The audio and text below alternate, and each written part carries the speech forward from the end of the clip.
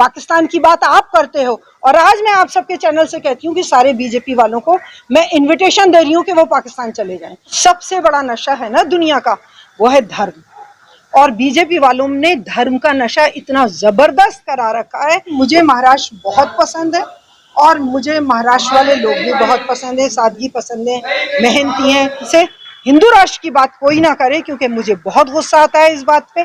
कौन सा हिंदू राष्ट्र, क्यों उस वक्त क्यों नहीं बनाया था, तब क्यों संविधान बनाया था, क्यों बाबा साहब अम्बेडकर की बात को हाँ किया था। उस वक्त बोलते ना कि यहाँ पे हिंदू राष्ट्र बनाएंगे, तब देखती मैं कि कौन सा हिंदू राष्ट्र बनता।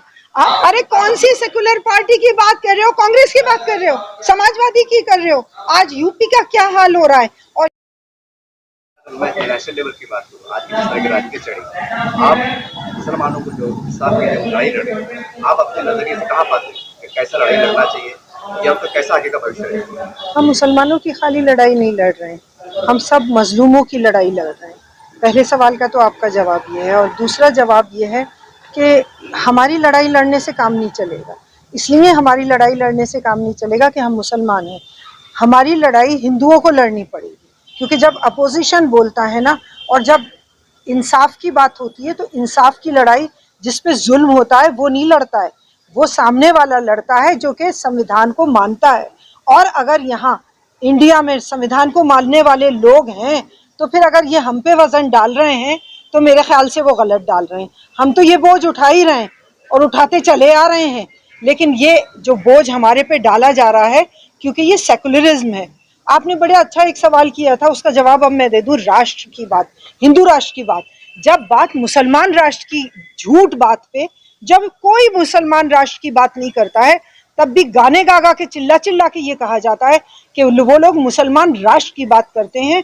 वो लोग ये बात करते हैं कि वो कौन सा जो टिपिकल बीजेपी का वर्ड है कि वो लाएंगे। और मैं अपनी डिबेट में ये कहती हूँ कि बात आप करते हो, पाकिस्तान की बात आप करते हो। और आज मैं आप सबके चैनल से कहती हूँ कि सारे बीजेपी वालों को मैं इनविटेशन दे रही हूँ कि वो पाकिस्तान चले जाएं, क्योंकि हम यहाँ अपनी चॉइस से रहे थे, अपनी मर्जी से रहे थे। हमने यहाँ चुना था अपने संविधान को, अपने कॉन्स्टिट्यूशन को हमने चुना था, क्योंकि ये एक सेकुलर राज था। हमें वहां जाना होता तो जब ही चले जाते। इसलिए अब मैं उन लोगों को दावत दे रही हूँ कि वो पाकिस्तान जाएं। और अब हमसे हिंदू राष्ट्र की बात कोई ना करे, क्योंकि मुझे बहुत गुस्सा आता है इस बात पे। कौन सा हिंदू राष्ट्र, क्यों उस वक्त क्यों नहीं बनाया था, तब क्यों संविधान बनाया था, क्यों बाबा साहब अम्बेडकर की बात को हाँ किया था। उस वक्त बोलते ना कि यहाँ पे हिंदू राष्ट्र बनाएंगे, तब देखती मैं कि कौन सा हिंदू राष्ट्र बनता।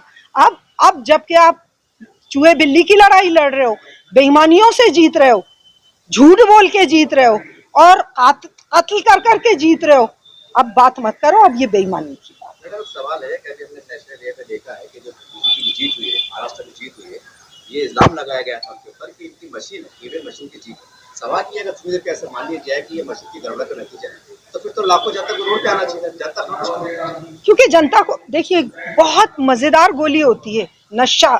जो सबसे बड़ा नशा है ना दुनिया का, वो है धर्म, और बीजेपी वालों ने धर्म का नशा इतना जबरदस्त करा रखा है कि वो आपको मुद्दे पे बात, कभी किसी बीजेपी वाले को, किसी हिंदू को आप ट्विटर पे देखिए, इतना बेवकूफ बनाया हुआ है। आई एम सो सॉरी कि वो बात ही नहीं, एजुकेशन पे बात नहीं करते हैं, नौकरियों पे बात नहीं करते हैं, अपने हक पे बात नहीं करते हैं। इवन मैं आज यहाँ निकली हूँ, मैं फर्स्ट टाइम आई हूँ, मेरा राजस्थान से ताल्लुक है, जो सड़कें हैं उन पे बात नहीं करते हैं, अपनी रोटी रोजी पे बात नहीं करते हैं।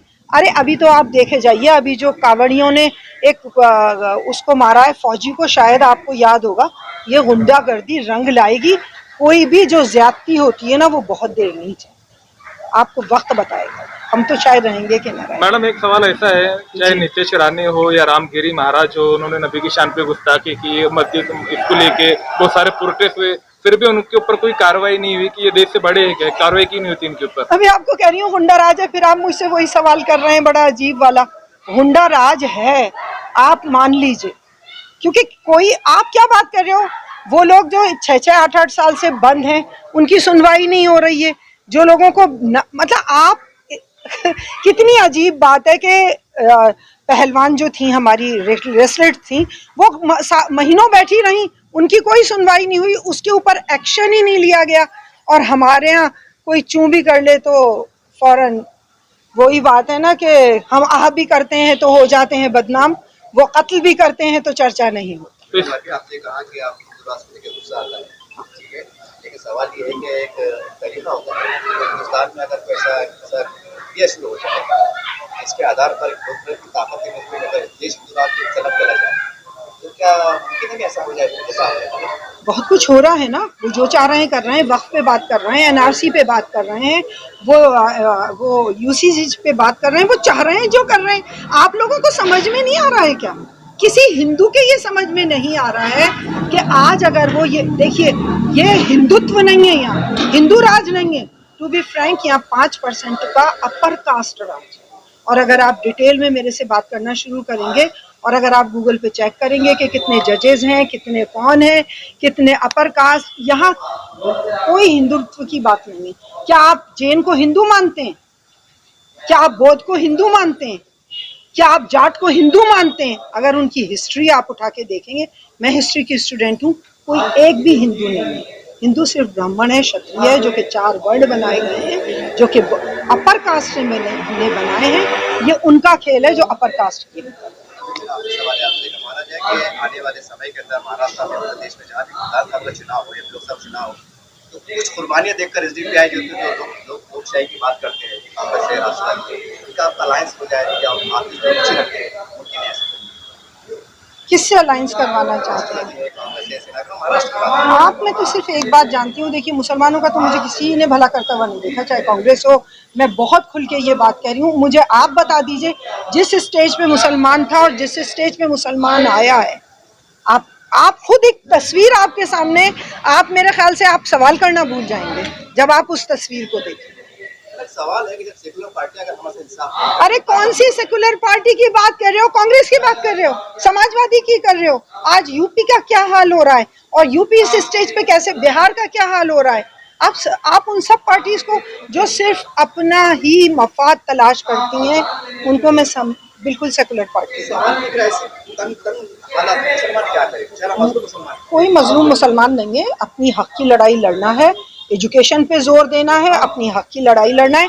देखिए एक बात सुनिए, मैंने तो फलस्तीन से अगर मैं कहूँगी तो कोई बुरा माने तो मानो, बहुत बड़ी नसीहत ली है, कुर्बानी दी उन्होंने, लेकिन उन्होंने अपना आप मनवा लिया।